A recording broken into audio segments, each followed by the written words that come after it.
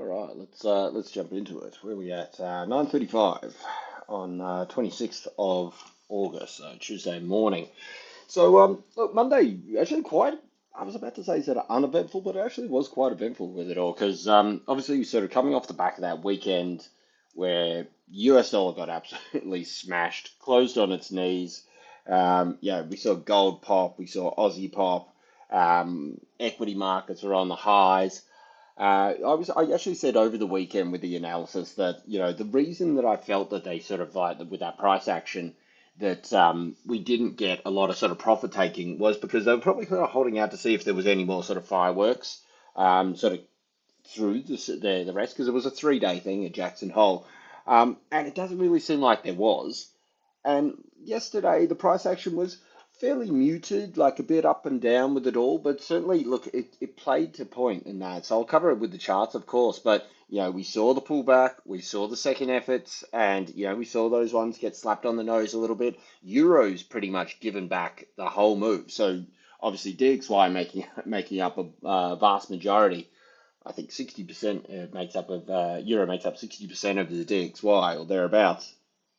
Um, we've seen that pretty much sort of give back the whole move as well. Like so, DXY absolutely ripped, and look, it followed suit, and it is what was sort of called for on the weekends. We saw the sort of the sellers move in on point. We saw the buyers come up, and then once the pressure was applied back onto that swing point, I'll get to this with the chart. That was the signal for it to move up a lot more. So Euro's sort of like definitely been the weak one out of most of these things. Like I mean, Aussie's still sort of holding up quite well. Gold's just given up supports just now, so they were trying to sort of hold that thing there. But you know what? It doesn't seem to have really sort of followed through. And it's funny because I was talking to a mate about this, and I was sort of saying that these kind of things like the headlines, like it's a big sort of shift. And obviously the market was like, well, okay, bang, and they reacted very strongly to it. But it's not like they'd actually done the cut or he said, yep, we're definitely cutting or anything like this. Again, these things, they're still levels of speculation and the market's positioning for this kind of thing. Should this happen, well, this is probably what we could start to see. And if the more data we get, like as I said, at the forefront of it at the moment is the jobs. So you've got the dual mandate, we got inflation, we got jobs. Inflation has been the hot topic, has been the front runner in the eyes of sort of well the market and Powell. Well, first through Powell and the market sort of reads that for quite a while, and now we're sort of getting the idea that sort of like hold on, wait, let's put that on the back burner a bit. Let's focus more on jobs. Jobs we looked at last time, so NFP was obviously a pretty weak number. Well, look, it was a weak number, but the revision was the big one that hit it last time. And also sort of unemployment claims, not as big a one, but it comes out weekly. That crept up there a little bit as well. So next week we've got first week of the month. So NFP, ADP, jolts, all these kind of bits and pieces coming out. So it's going to be quite a busy week next week. But for now, what we kind of look for is any sort of jobs data probably being more impactful than inflation data sort of moving forward, at least in the short term and that. So he's basically gone back to sort of saying that, that kind of like, okay, this is the ballpark idea of what we sort of want to do. Like, so like 2% is like sort of the universal standard for central banks for sort of like a healthy level of inflation moving on. So like, inflation is always going to be there and you want to see it there, but 2% is like considered the sort of, as I said, the universal sort of safe level. And that when things got so incredibly blown out, people were like, man, like 8%, 7%, whatever. There's no chance we're getting back to that. They said, okay, let's just make it a ballpark figure kind of thing to sort of aimed at towards there because they probably didn't believe that they're actually going to get back there anytime sort of realistic. And obviously it would just look horrible every single month or every single print when they sort of come out and like 7%, 6%, 5%, you know what I mean? So anyway, so he's gone back and he sort of said now that, okay, look, we're looking for an average of 2% across the board, which means that obviously, they're not going to freak out if it's at 2.5 or 2.7 percent. So it's not like, hey, let's keep drilling this down with the sort of higher rates holding and all this kind of stuff for till we get to 2%.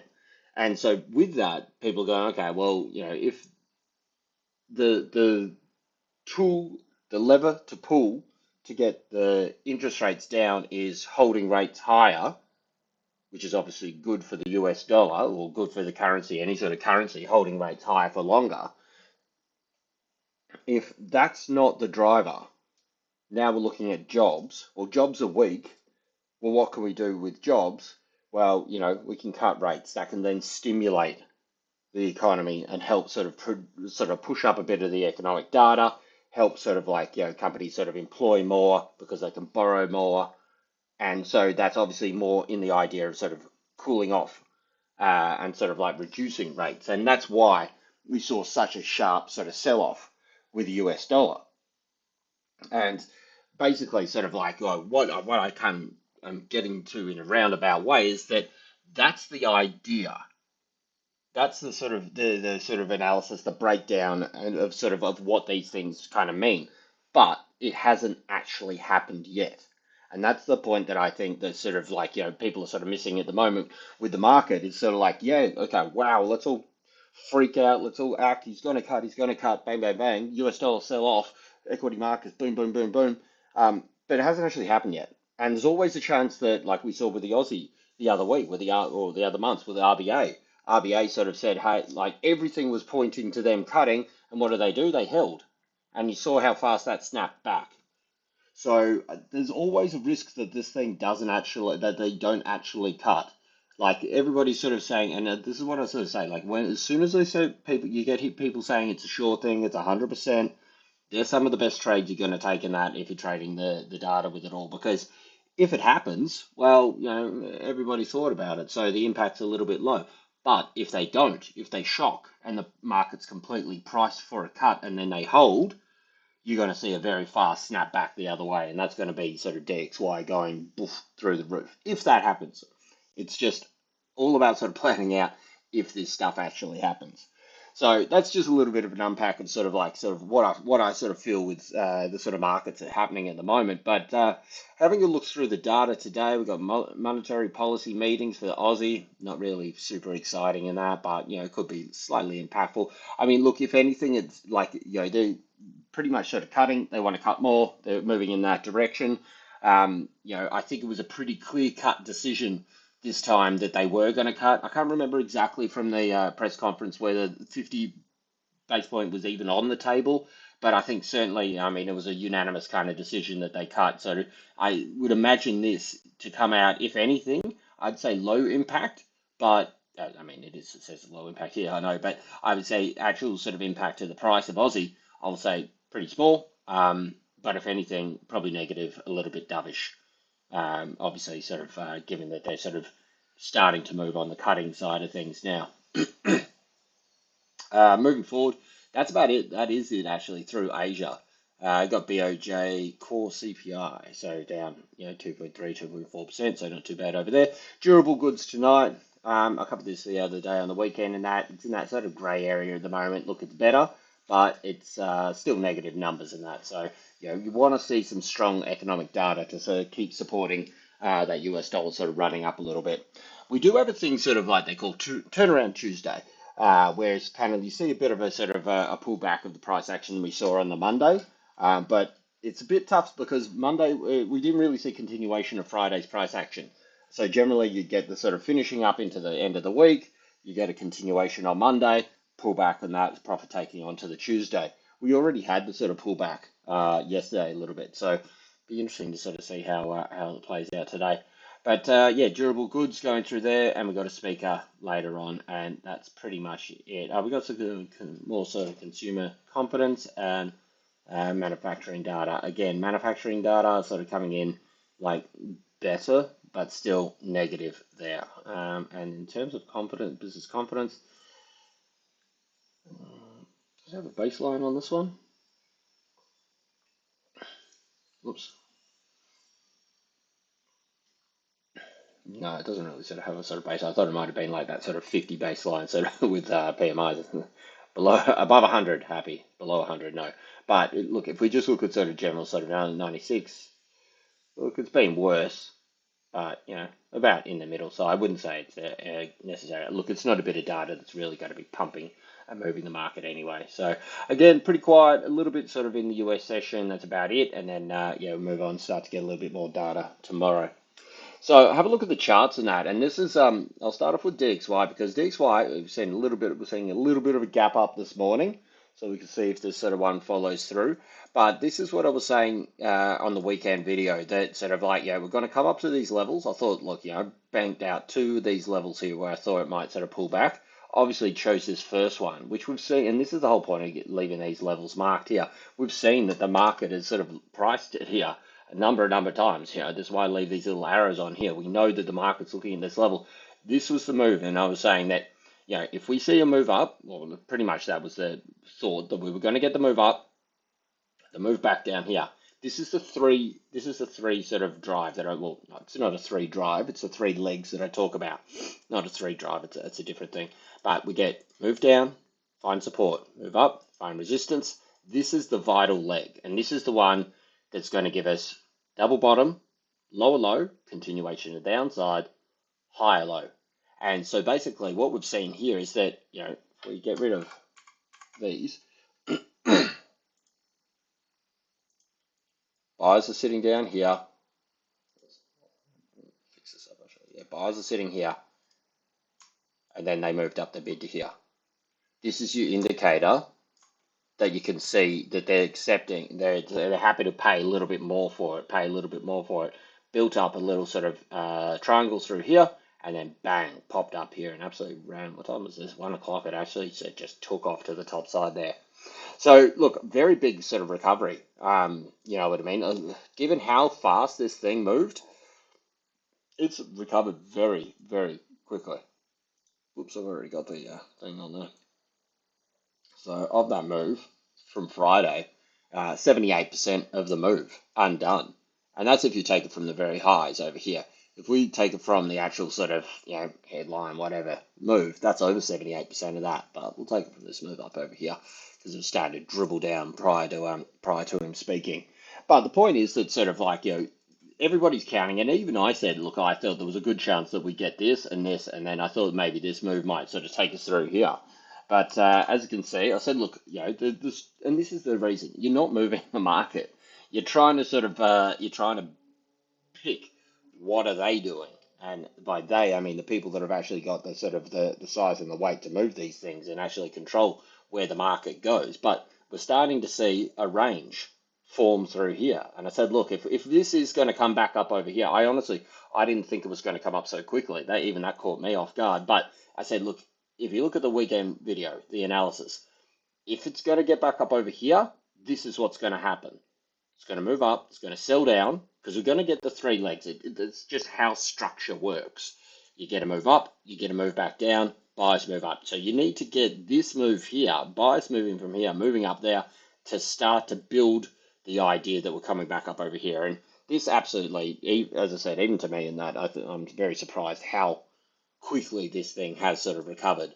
But as I said at the start of this thing, my feeling with this is that, oh my God, yes, he's cutting, they're going to cut, because that changes the outlook of everybody, but it hasn't changed the landscape yet because he hasn't actually said, hey, look, yes, we are cutting. It's between a 50 and a 25 base point cut. He's not going to say that. Like, that's just not going to be that's never part of the conversation. So there's always that level of sort of like, oh, speculation, is he going to do it? This is the market going, shoot, oh, freaking out. But obviously they're going, okay, all things considered, is it really a death blow? Well, obviously not. They've said, hey, you know what? Let's just see what happens here. So now we've got similar sort of thing here. So what I said with this is sort of this move up here. Buyers move up, it puts the pressure back on the swing high point. Try it again, buyers, and then bang, pushed up here. Same thing's going to happen down here. Now that we've sort of confirmed that this is pretty much a range through these two levels here, give or take a couple of points, you know what I mean? The pressure and the sort of the thought is really on this point just here. Friday's highs. That's now reduced down, and that's our breakout point. Major breakout point, I'm going to call it, even though it's, there's obviously levels above it as well. And obviously it's still got some work to do to get up there, but this is the point. You're planning for these kind of things. Should that alert go off, well, we kind of know what's going on then at that point. So anyway, that's what we're looking at with DXY. So short term, and that, as I said, turnaround Tuesday, we could see some cooling off. We've seen a little bit of gap up here. As I've said with the gaps and that, generally they like to close them sooner rather than later. If we just run up over here, then the target's just going to be basically filling this body fill over here. So let's do this one here. That's there.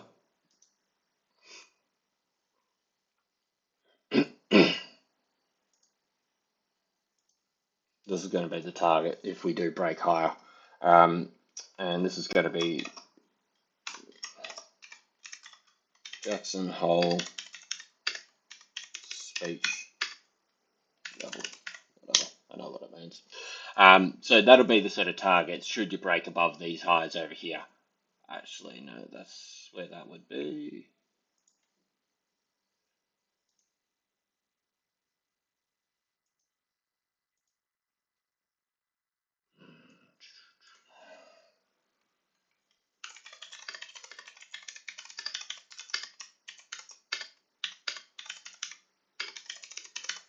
So take out yesterday's highs, which is that little wick there, which actually just stopped at a body fill, which is a higher time frame thing from a different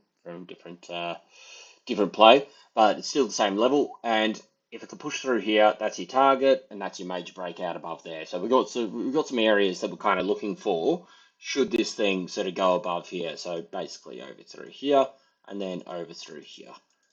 And obviously these are just price levels; they're not time levels, as you'll see in a couple of the other things when we get to them. All right, so downside for this, obviously it needs to kind of hold this range through here. I'd say any sort of move down here, it's been a big enough sort of recovery that you could start to see people try to get on board with this as an up move now as well. So we start to take the fib on here, and we can say the green is at the up. So let's actually change this one because this is a down, just to differentiate the difference of the two. So as I said, up to 78%. If this were to be the channel, it's kind of maybe respecting the underside, not majorly. The top didn't, I don't like the top line, so I kind of thought, okay, maybe it is, but no. So look, this could sort of be some sort of little headache here. This is a higher time frame resistance area, so it's going to have work to be done. And this is what I mean, sort of like if this thing just picks up and runs, that's the target there. But I would assume if that does, it's going to then sort of sell off after that, come down target to close this gap down here as well. DXY doesn't like to leave gaps. So, you know what I mean? We've seen a couple of them from a few weeks back, like these little orange areas that are marked out. But generally, 98% of the time, it'll close it within the session. Very rarely will it leave it open for quite some time. So even now, if this just comes down and closes it, then that's fine. It's got no reason necessarily to come back should it move up here. So the idea is if it breaks these highs first, aim to come back and close the gap. If it closes the gap and then breaks the highs, well then we probably look for the higher price target up over here. So interesting sort of way that the flow and the sort of price action can work there. Where we are, sort of 5 to 10. So we'll start to get a little bit of volume in soon. This is a little bit of a phony candle. I wouldn't be surprised if this just comes down, closes it, and then moves up. Cool. All right. So have a look at Aussie. So this is the thing. Sort of obviously, Aussie's not part of DXY, but this is just general sort of US dollar sort of flows with things. US dollar sort of, as I saw a second ago, gave back 78%. Aussie 23%. Well, actually sort of dribbled down a little bit earlier yesterday, and this is what I was looking for the weekend. I moved to 38, and then I looked for a continuation. Didn't get to the 38.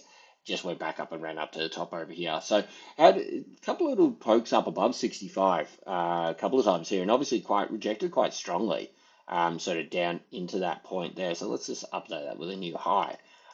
Should this thing sort of break down here, we could see a little bit more of a sort of probably short-term bear flag. Should this thing take out 78, you probably want to get down underneath yesterday's lows. So That's a little support area there.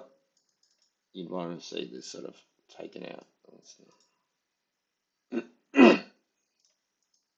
That could offer a little bit of support should this thing start to sort of break down here a little bit more. But I think if you break down underneath here, which is where we had the 38% of that move there of Powell's speech, if you break through that support down here, well, I think it's probably at least a pretty clear cut move down to test the 61, which is smack bang on 64.50, which is obviously a bit of a round number, and it's near this kind of support zone that we've seen the market sort of bounce off.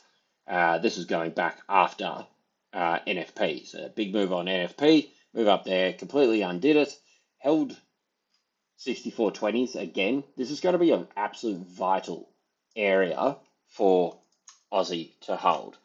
Should this thing break down here, and this is not about to happen because obviously it's moving in the other direction, but again, planning out for these things, should this thing come back down and break through here, well, you look at this as a sort of larger structure.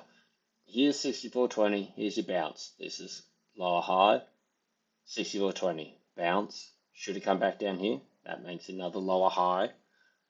I would say that's when you break through here. And again, this is just sort of a bit of forward thinking with it all because it's not exactly sort of giving back much at the moment. But should this thing sort of come down here, it's got to break these levels. They're the kind of levels that I'm looking at, sort of intercession and that sort of through 70, through 50, through 50, you go into 20, and 20 is going to be the major test. Plus minus 10 points or so back down to 15 or whatever it actually got down to at the bottoms there. But as I said, if we can get underneath 70, looking for 50, underneath 50, so on and so on. So that's where it first starts. I mean, again, planning for both sides of this. If this thing rallies, it could move back up here and we could find a little bit of a range through here. And this would actually be a high and low that it's put in here. Not that this is really anything, but whoops, not that one.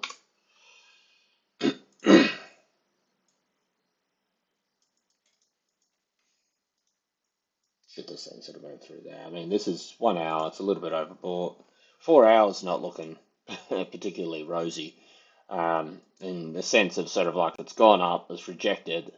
If this thing comes down, as I said, like, 70 is the line I'm looking for in the immediate, and then targeting 50, and then see what the buyers do there. Move on with gold. So gold, as you can see, sort of, again, same thing. I thought it would probably come back a little bit sooner rather than later, but it has come back here now. A little bit of dancing around up over here. Let's get rid of this because it didn't really play out to that. Get rid of this. That was stupid. Clear this sort of stuff up here. So 50 is the level that I was sort of targeting on the weekend. Obviously, came back down, pushed back up first, and now we're back down at the 50. I mean, it's one of these things. Like, obviously, these are some big moves, but we're starting to see these things unwind a little bit. And if they start to unwind further, so as I said, if we see US dollar push up a little bit further, we could see a little bit of pressure come back down to undo these moves as well. I think these will be crucial kind of targets, like these sort of levels where it took off from.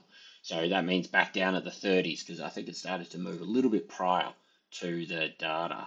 So 11, yeah, he spoke at 12 and it just went bang through there. So, I mean, I think that's, again,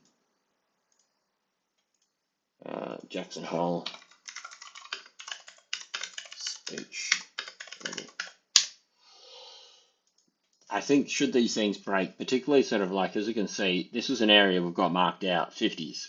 I mean, it's kind of the round number as well, I suppose, but that doesn't really guarantee things to sort of hold. But the point is that it's obviously broken a little range. There was a little support that it was building through here. There's your support with your buyers. If you have a look at this on the 1 hour, you can see it a bit better. You can see that they were trying to hold it, trying to hold it, trying to hold it just this morning, even prior to, when we typically get our volume in, it's just gone boom, shake down here. So if this thing recovers and gets back up into this range, this could be a typical gold shakeout, and I'd say we're going higher. Fake out range, fake to the bottom, explode to the other side. That's typical kind of gold price action. I'm not banking on that happening, but I'm aware of the fact that that is kind of how it does act from time to time.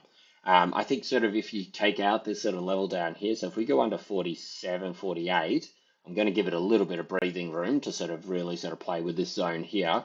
But if we do this, again, I'm going to be sort of um, targeting J-hole speech level, similar with DXY. Um, if we take out the sort of that next level with it all. So we'll see how this one sort of plays out. But again, I'm looking probably more for these things to sort of come back down, at least close these levels, and then sort of assess what they're going to do with it from there. I did sort of cover this, that we're kind of coming into a point of a pretty tight little triangle here. So yeah, I think we're going to see some action finally with gold pretty soon. I think sort of 33.10 is really going to be a big level for us to get underneath. I think if you get underneath there, you're probably looking for some pretty decent moves after that. So yeah, I mean it seems like a bit off, but it's only $40. So yeah, we can certainly see that happen if it does happen. Move along, we got silver. I've stayed clear of silver. This is just price action. I don't want to be, I don't want to be a part of. Look, I guess you could say if you're looking for a bullish case of this, that top side of this, maybe. I'm not buying it. Not as in like I'm not believing it. I'm just not buying it, physically buying it. I think it's sort of this price action is just a headache. I mean, look, everything. It's the last week of summer. Everything has been a headache. It continues to be a headache. So yeah, we'll see how these things go. I would probably want to see this thing hold this level through here. We've just had it sort of marked out. So what's this? 38.20. But again, target these kind of 37, 37.80s kind of level. But to me, it's just like it's trying to break out, and just get slapped on the nose every single time. If gold breaks down, I think it's going to drag silver with it. There we go. You got DXY gold. Move along. Copper. Copper. Again, another one that I'll kind of just put right on the back burner as well. You could say, look, it has this little channel. It's retesting the underside of here. I'm not interested till it breaks down underneath 446. I think this thing could really just probably tend to find a bit of a higher time frame range, potentially through here. I think the fact that it broke this little channel, it was supporting, it was respecting a couple of times, and now it's retesting the underside and respecting it. I think that still puts the pressure back down over here at 448. But again, it's not really anything. It's just gone dormant. After that kind of price action, and now it's just like sideways, snooze a trade.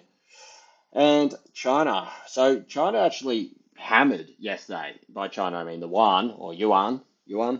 Um, Mention of stimulus, which to me is quite interesting because obviously sort of like stimulus in theory is kind of more sort of like pumping more money into the economy. So pumping more money into the economy, you would assume that would dilute the dollar, well in this case the yuan, and make it weaker.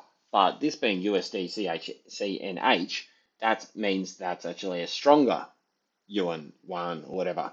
So, oh, you'll see markets move a little bit here now. Oh, geez, something's just happened. All right, 2 seconds. All right. So, it seems that Cook person, where's the screen grab here, just got a ask from Trump. So Trump removes Fed Cook effective immediately. And we've seen sort of the way that the price action happens with these sort of things. So like, any sort of intervention from Trump into the Fed is US dollar bearish. And we've seen this thing happen right now. So if you have a look, let's flip across, have a look, DXY's reaction. This is not a 4 hour. Have a look at it on a 1 hour. Have a look at it on a sort of 15 minute. It just went crunch. So I guess you can call this gap closed, I suppose. But yeah, certainly that really was quite a sort of fast sort of reaction with it all. We have a look across the board. We got sort of gold. Gold's reacted and come off that support, moved right back up over here again. Geez, this is what's making things very difficult to sort of trade through this sort of Trump era because, and I mean, he's doing bits and pieces, like there's no data, and that's just the thing. You can see when these flows of volume come into the market, it's going to see, like, you know that something's happened. Like that's the whole point of these things and that. You're going to know that, okay, bang, let's check the headlines. Well, 12 seconds prior, well, obviously that's when it hits the sort of the news headlines and that, but we know a minute prior, that's what happened. And here's the move happening and playing out as we see. Look, it doesn't necessarily mean it's going to move, but we know that it's US dollar bearish. And so the markets are going to react as they rebalance and check, basically just think about it as sort of feeding it into the equation kind of thing. But if we have a look across the board, yeah, US dollars dumped over here. We see Aussie sort of spiked up where I mean, it's about to sort of crouch down here, 79, jumped up to 92. So look, these moves may not sort of hold. Like it's not exactly what we call sort of landscape changing kind of stuff. It's just a headline. But the market reacts based off it. So yeah, you got to sort of see where this settles. The way that you play these sort of bits of data, if this just comes back and just goes back to exactly where it was, well, knee jerk reaction. That's all it was. If the market sort of holds it and then starts to build on it, then you know there could be a little bit more to the move based off. This was the driver. But again, if this is the drive, and we're going to say US dollar sell off, and obviously these things move off this bit of this like little headline, um, that's the chance for people to hold the move. You know what I mean? But if they sort of get this little pump up like this and they just sell into it, that's the price action you need to sort of watch around these things, because that's going to determine that even with something that justifies, well, air quote, justifies a move up, if the market uses that just to sort of sell into, then you can guarantee that it's probably going to come down little bit lower. So I'll be watching at least to sort of see where this hourly candle closes. If this closes up stronger, well, yeah, we're probably going back up to retest the highs. If it closes back down towards its lows or even flips this thing, even with this headline that's just popped out, well, you can guarantee you're probably going to be coming to these levels a little bit lower down here. All right, that's it for me.